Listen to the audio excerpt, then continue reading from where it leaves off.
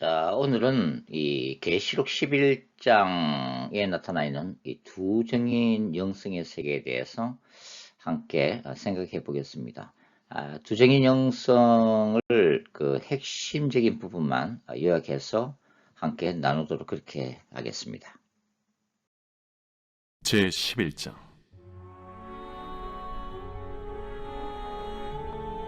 또 내게 지팡이 같은 갈대를 주며 말하기를, 일어나서 하나님의 성전과 제단과 그 안에서 경배하는 자들을 측량하되 성전 바깥 마당은 측량하지 말고 그냥 두라.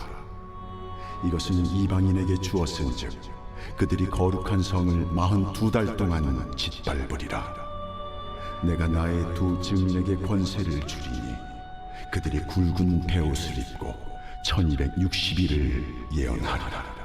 그들은 이 땅의 주 앞에 서 있는 두 감람나무와 두 촛대니 만일 누구든지 그들을 해하고자 하면 그들의 입에서 불이 나와서 그들의 원수를 삼켜버릴 것이요, 누구든지 그들을 해하고자 하면 반드시 그와 같이 죽임을 당하리라. 그들이 권능을 가지고 하늘을 닫아 그 예언을 하는 날 동안 비가 오지 못하게 하고, 또 권능을 가지고 물을 피로 변하게 하고, 아무 때든지 원하는 대로 여러 가지 재앙으로 땅을 치리로다. 그들이 그 증언을 마칠 때에 무적행으로부터 올라오는 짐승이 그들과 더불어 전쟁을 일으켜 그들을 이기고 그들을 죽일 터인즉 그들의 시체가 큰 성 길에 있으리니 그 성은 영적으로 하면 소돔이라고도 하고 애굽이라고도 하니 곧 그들의 주께서 십자가에 못 박히신 곳이라. 백성들과 족속과 방언과 나라 중에서 사람들이 그 시체를 사흘 반 동안을 보며 무덤에 장사하지 못하게 하리로다. 이 두 선지자가 땅에 사는 자들을 괴롭게 한 고로 땅에 사는 자들이 그들의 죽음을 즐거워하고 기뻐하여 서로 예물을 보내리라 하더라. 3일 반 후에 하나님께로부터 생기가 그들 속에 들어가매 그들이 발로 일어서니 구경하는 자들이 크게 두려워하더라. 하늘로부터 큰 음성이 있어 이리로 올라오라. 함을 그들이 듣고 구름을 타고 하늘로 올라가니 그들의 원수들도 구경하더라. 그때에 큰 지진이 나서 성 10분의 1이 무너지고 지진에 죽은 사람이 7천이라. 그 남은 자들이 두려워하여 영광을 하늘의 하나님께 돌리더라. 둘째 화는 지나갔으나 보라, 셋째 화가 속히 이르. 이 두 증인의 그 영성은 요한계시록 안에서는 그 용인 사탄으로부터 모든 근세와 능력을 부여받은 짐승, 바로 바다에서 나오는 종말론적 짐승이죠. 1세기는 로마 황제고 마지막 때는 적그리스도가 되는 존재입니다. 그러니까 이 종말론적 짐승, 그리고 이 짐승을 도와주는 거짓 선지자로 나타나는 그 땅에서 올라오는 짐승. 그러니까 이 악의 삼위일체와의 그 마지막 때의 투정상 속에서 보여주는 것이 바로 두 증인의 영성이라고 할 수가 있죠. 그러나 더 넓은 의미에서 보면 두 증인 영성은 성경 전체 속에서 발견할 수 있는 영성의 세계라고 할 수가 있습니다. 특별히 이제 두 증인 영성은 이 종말론적 거룩한 전쟁 신학에 기초하고 있는데요.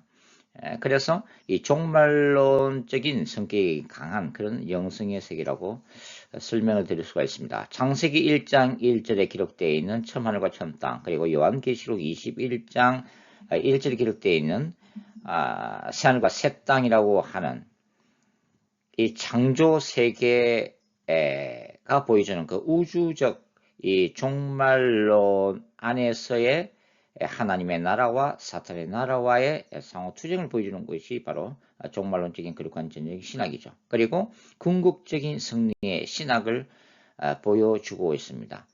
두 증인의 영성은 이제 종말론적이지만 기독교의 핵심적인 영성의 세계를 보여준다. 저는 그렇게 이제 생각을 하고 있습니다. 자, 이 교회론적으로 볼 때는 이 두 증인의 영성은 바로 사도행전에 나타나는 사도행정적인 교회, 초대 교회의 두 가지 핵심적인 영성을 종말론적으로 개성한 영성이라고 볼 수가 있죠.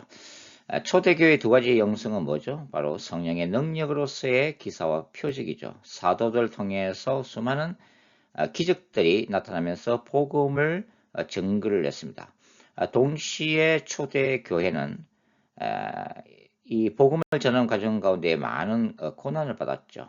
순교하기까지 복음을 전한 순교자의 영성을 소유한 공동체가 바로 초대교회라고 볼 수가 있습니다. 바로 이러한 초대교회의 핵심적인 두 가지 영성을 두증인 영성은 그대로 계승하고 있다고 하는 거죠. 바로 마지막 기독교가 보여주는 영성의 세계입니다.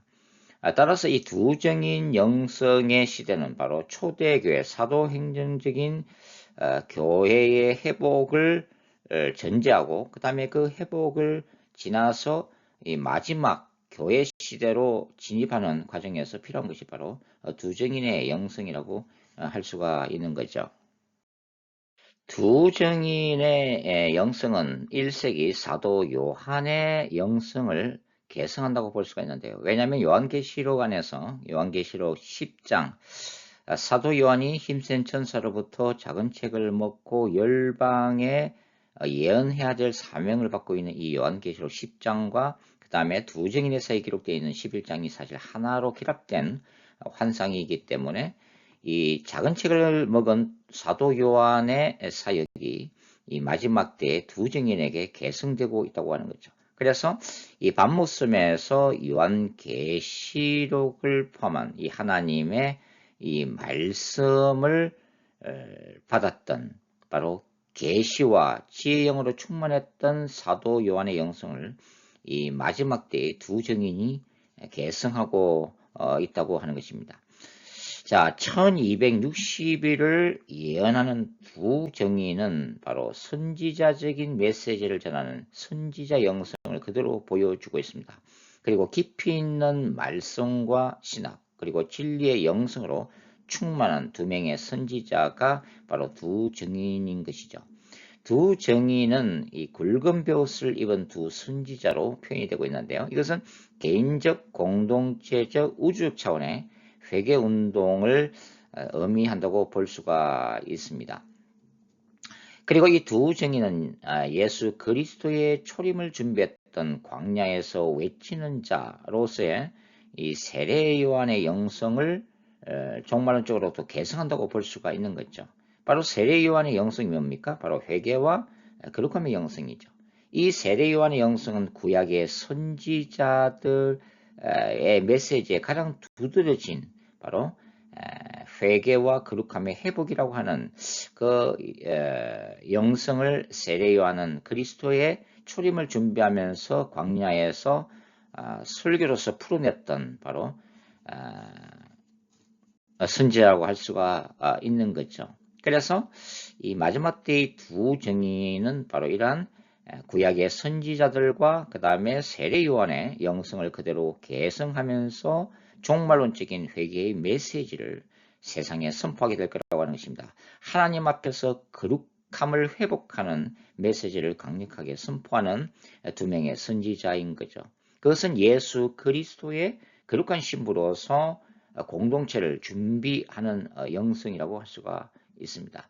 그러나 이러한 선지자적인 메시지는 이 설교자 자신이 의인의 자리에서 회개의 메시지를 전하는 것이 아니라 세상의 죄인들과 자신을 아이덴티피케이션 동일시하면서 그 죄인들과 같은 자리에 앉아 있음을 진솔하게 고백하면서 죄인들을 불쌍히 여기시는 하나님의 열정과 하나님의 파토스, 그 마음을 전하는 선지자들이라고 할 수가 있는 거죠. 자, 두 증인은 두 감람나무로 묘사가 되어 있죠. 바로 스가랴 3장과 4장에 나오는 두 감람나무이죠. 그 두 감람나무는 스룹바벨 성전, 제2의 성전을 재건해야만 했던 두 사람, 바로 총독 스룹바벨과 대제사장 요수아를 상징하고 있는데요. 바로 이들이 성전을 건립했듯이 바로 두 증인은 이러한 두 감람나무의 성전 재건의 사역을 종말론적으로 수행하고 있다고 하는 것입니다. 성전 재건 운동은 물리적인 제2 성전 재건만을 의미하는 것이 아니죠. 무너진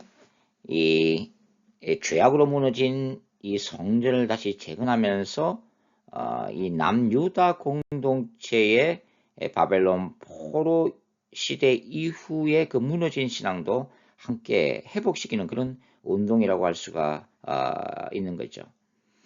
두 정의는 이 에베소서 3장과 4장에 바울이 강조했던 바로 신자들 안에 거룩한 그리스도의 몸된 성전을 영적으로 재건하는 사역을 하게 될 거라고 하는 것입니다. 그것이 바로 영적 회복과 영적 부흥이라고 볼 수가 있는 거죠.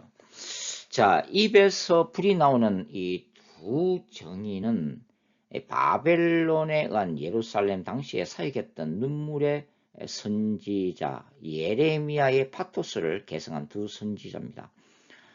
예레미야 5장 14절에는 바로 이 두 정인의 입에서 나오는 불이 바로 예레미야의 말씀으로 인한 심판을 동일시하고 있었죠. 이렇게 되어 있죠. 그러므로 만군의 하나님 여호와가 이같이 말하노라. 그들이 이 말을 하였은즉 이스라엘 백성들이 예레미야를 통해 주신 하나님의 말씀을 경홀히 여기고 짓밟았다고 하는 것이죠. 볼지어다 내가 내 입에 있는 나의 말로 예레미야의 입술에 담아준 진리의 말씀을 어떻게 하게 되느냐 불이 되게 하고 이 백성으로 나무가 되게 하리니 그 불이 그들을 사르리라. 바로 이 남유다의 우상 숭배 불순종의 역사에 대한 야훼의 종말론적인 거룩한 전쟁으로서의 심판 선고죠. 자, 그러니까 예레미야가 경험했던 이 예루살렘 멸망이라고 하는 종말론적인 상황과 그 다음에 예수 그리스도의 재림을 통한 이 죄악된 세상에 대한 심판이라고 하는 이 두 정인이 사역해야 될 이 종말론적인 상황이 일치되고 있다고 하는 것입니다. 그렇기 때문에 두 정인은 예레미야와 같이 하나님 앞에서 이 죄악으로 심판받을 수밖에 없는 이 하나님의 그 종말론적인 심판 앞에 서 있는 그 인류의 비참한 그 현실에 대해서 예레미야와 같이 눈물로 통곡하는 선지자가 될 거라고 하는 거죠. 예레미야 9장 1절은 이렇게 기록하고 있습니다. 어찌하면 내 머리는 물이 되고 내 눈은 눈물 그른이 될고 죽임을 당한 딸 내 백성을 위하여 죄하로 울리로다. 눈물이 있는 선지자. 심판 전에 그들 가운데 한 사람이라도 회개하고 예수 그리스도를 믿음으로 구원받기를 원하는 바로 두 정인 사이의 목적, 바로 그 동기는 바로 영혼을 향한 하나님의 파토스인 거죠. 그것이 두 정인의 사이의 하나의 동기가 되는 것입니다. 예레미야에게 있어서 바로 하나님의 마음은 예레미야의 마음이었죠. 그리고 하나님의 눈물이 멸망당할 수밖에 없는 예루살렘을 바라보는 바로 예레미야의 눈에서 맺히는 눈물이 되어서 흘러내리고 있다고 하는 것입니다. 두 정인이 사역할 예수 그리스도의 재림 전의 세상도 이와 똑같습니다. 수많은 영혼들이 이 마지막 때에는 자기 욕심과 사탄의 미혹에 빠져 지옥으로 떨어지고 있기 때문이죠. 이같이 종말론적인 심판 앞에 직면한 이 세상과 또 잠들어 있는 교회를 흔들어 깨우는 두 정인의 영성, 바로 이 두 정인의 영성에는 하나님의 심장을 품고 사역했던 예레미야의 영성이 들어와 있는 것이죠. 요한계시록 11장 6절에는 또한 두 정인이 모세와 엘리야의 영성을 종말론적으로 계승할 거라고 기록이 되어 있습니다.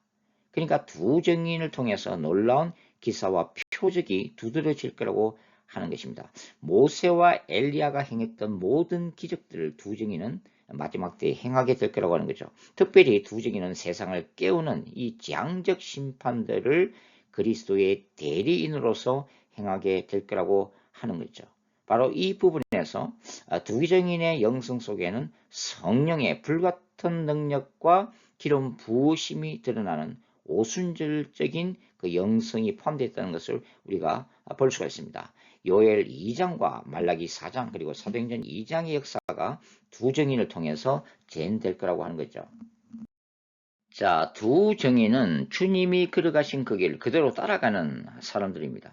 바로 순교적인 죽음을 죽게 된다고 하는 거죠. 그리고 열방이 보는 앞에서 두 정인은 육체적인 부활과 하늘 올라가는 성천, 그러니까 하나님의 나라를 위해서 그리스도의 영광을 위해서 주하는 영혼들을 위해서 두 정인은 자신의 생명을 주님의 제단 앞에 바치는 사람들이라고 하는 것입니다. 바로 고난과 순교자의 영성, 십자가의 영성이죠.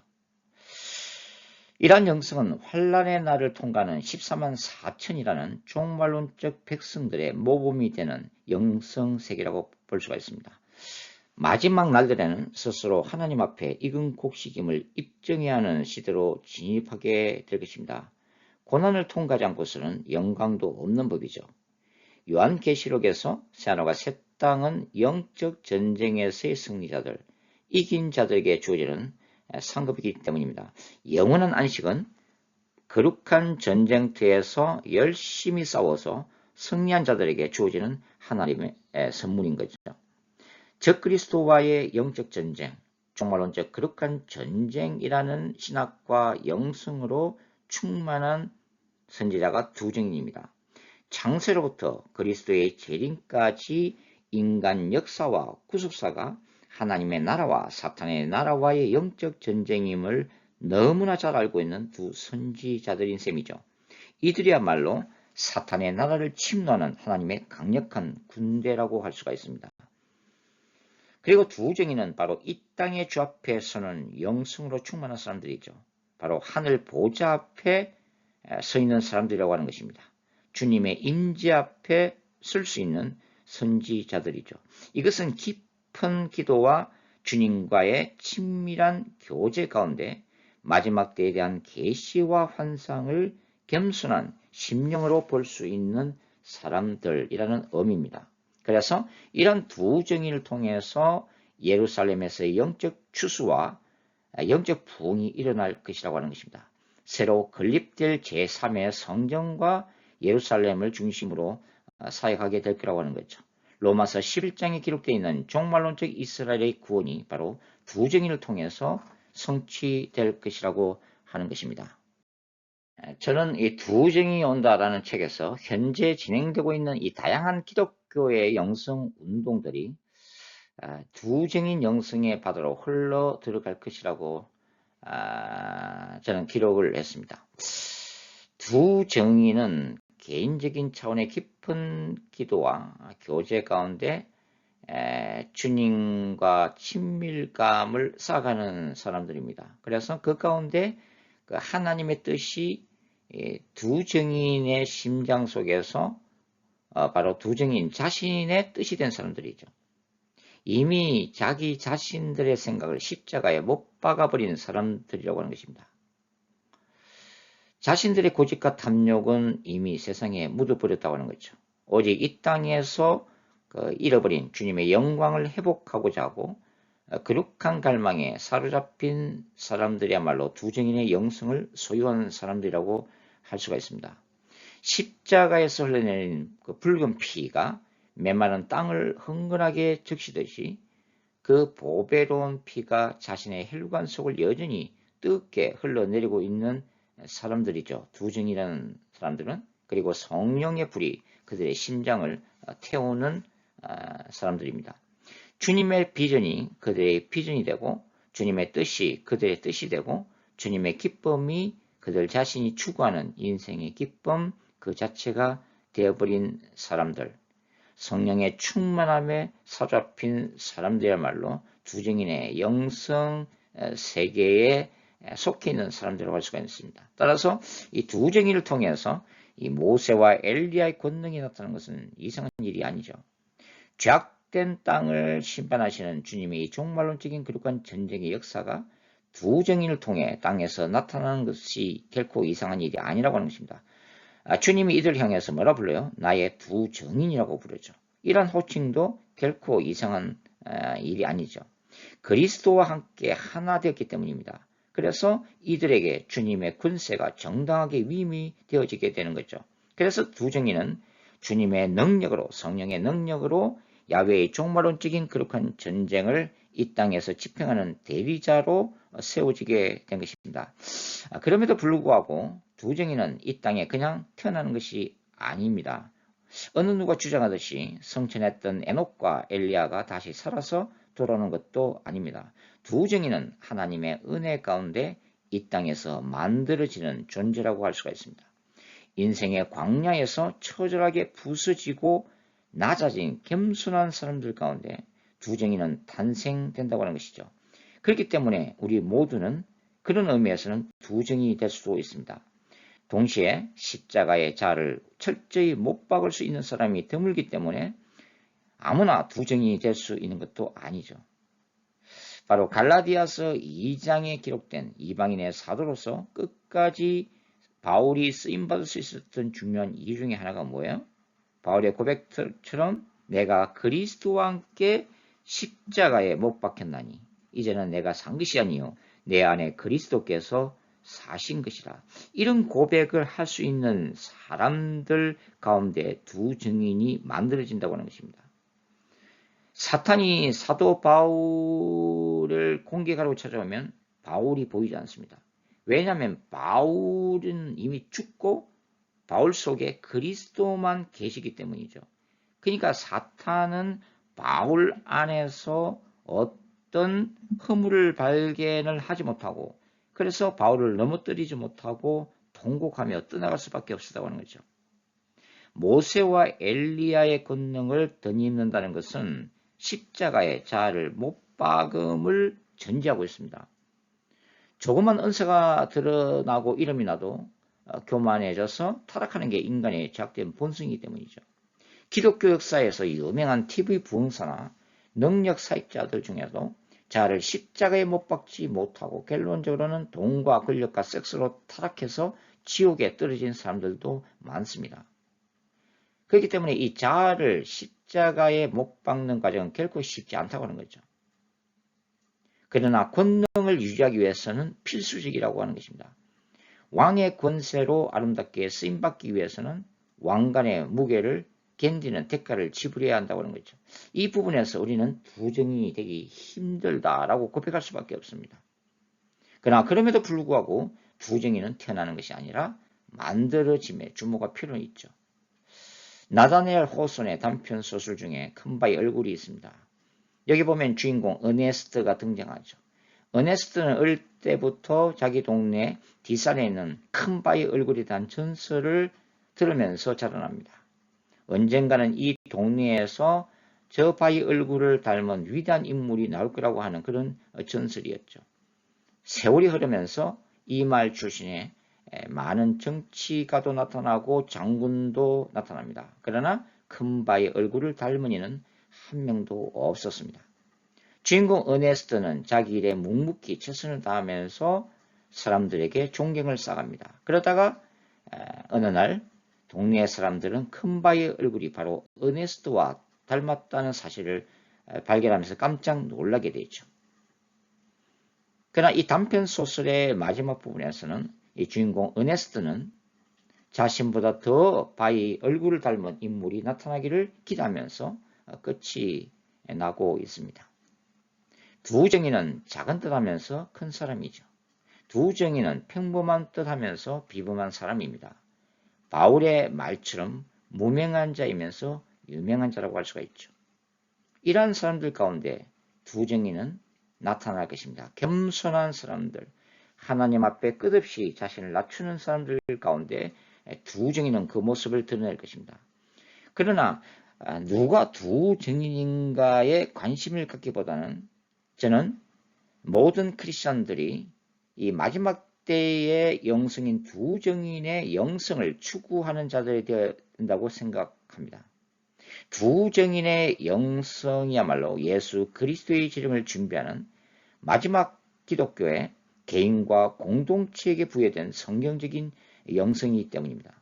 두 정인의 영성은 계시록 7장과 14장에 기록된 14만 4천과 흑암 무리가 추구한 영성입니다. 그리고 계시록 15장에 기록되어 있는 하늘의 유리바닷가에서 성전가를 부르는 승리자들의 영성입니다. 이긴 자의 영성인 것이죠. 두 증인의 영성을 가장 간단하게 더 요약하면 죄악된 자와 사탄의 유혹과의 개인적 차원에서의 거룩한 전쟁을 지속함으로써 예수 그리스도의 거룩한 신부됨을 추구하는 영성이고, 하나님의 나라를 확장하기 위해 종말론적 거룩한 전쟁을 수행하는 하나님의 군대로서의 영성이라고 말씀을 드릴 수가 있습니다. 두 증인의 영성을 지적으로, 지성적으로, 성경적으로, 신학적으로 아는 것이 중요합니다. 그러나 더 중요한 것은 두 증인 영성이 자신의 삶을 다스려야 한다고 하는 거죠. 저도 이 부분에서 바로 한계를 느끼고 절망하는 사람 중에 한 사람입니다.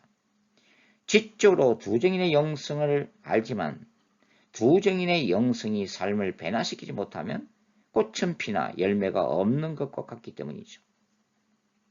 두 증인의 영성대로 살아내는 삶이 그만큼 소중하다고 하는 것입니다. 그러나 이러한 삶조차 하나님의 은혜가 아니면 불가능한 일이라고 고백할 수밖에 없는 거죠.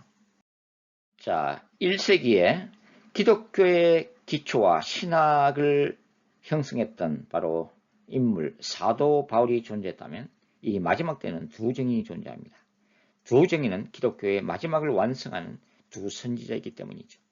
궁극적으로 두 증인은 예수 그리스도의 재림을 준비하는 사람들이며 복음과 진리, 기사와 표적, 순교적 죽음과 영혼 추수 운동을 통해 수많은 영혼들을 뉴 제루살렘으로 인도하는 선지자들인 것입니다. 이런 의미에서 두 증인 영성은 마지막 때 예수 그리스도의 재림을 준비하는 종말론적인, 그러면서 요한계시록 전체의 영성과 이 성경 전체의 중요한 영성을 반영하고 있는 종말론적인 영성이라고 저는 말씀을 드리고 싶습니다. 감사합니다.